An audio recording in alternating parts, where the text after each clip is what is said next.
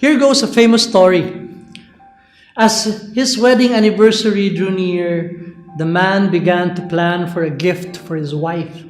Remembering that his wife once mentioned to him her desire to go on a private plane ride, the man started looking for a private plane that he could rent out for an hour on their anniversary day.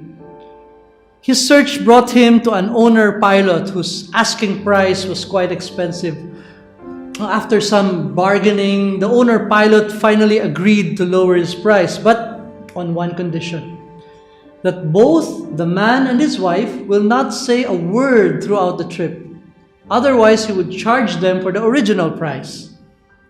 Well, the man quickly agreed, and the wedding anniversary date arrived. The man and his wife excitedly boarded the plane. The owner pilot, in the hopes that this passenger would make some noises so he can raise his price, decided to do all sorts of aerial acrobatics with his plane. After all the somersaulting on air, the owner pilot was quite impressed that his passengers never said a single word throughout the trip. As the plane was descending, the pilot, without looking at his passengers, asked, "I'm impressed. How did you keep yourself from saying anything?" The man responded. He said, "Actually, when my wife fell off the plane early on, I almost did." This man compromised with the world at the expense of his wife. Just to keep the bargain, he didn't mind his wife falling off the plane. This retreat is a good time to examine our lives and see if we have compromised with the world at the expense of our relationship with God. Judas did. He was selected as one of Christ's disciples. From that pool, he was given the privilege to be chosen as one of the few apostles. He dined with Jesus, traded jokes with him, exchanged stories with him. You can say he had a personal relationship with Christ. But he squandered this treasure when the lure of the world enticed his heart.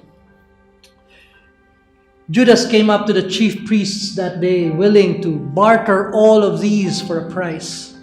He was willing to exchange his dignity for a fee. He was willing to turn over Jesus for 30 pieces of silver.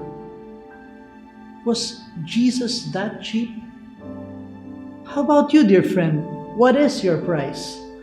How much are you willing to accept to drop Jesus off your plane? How much are you willing to receive in exchange of your relationship with God? In small and big ways, sometimes we enter such compromises. Consciously or unconsciously, we succumb to the pressures of the world at the risk of losing our God. It may be sins of adultery or gossip.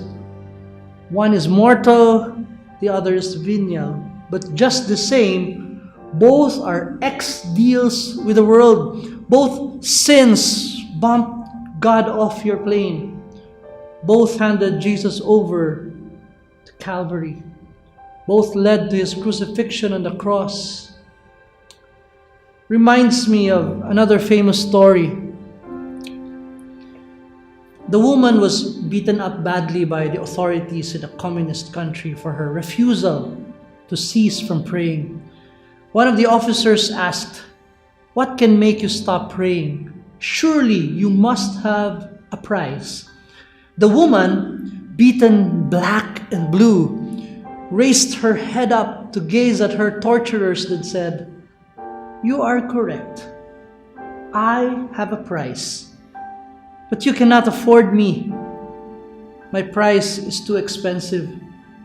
I have been bought by the blood of Jesus 2,000 years ago in Calvary, and I am not for sale." Today, I challenge you to re-examine your life. What compromises have you made with the world? How many times have you exchanged Jesus with flighty pleasures and temporal fun? Are you still radical for him, or have you conveniently entered a deal with personal comfort? My friend, show the world that you can't be bought. Not now and not ever. Not even for 30 pieces of silver.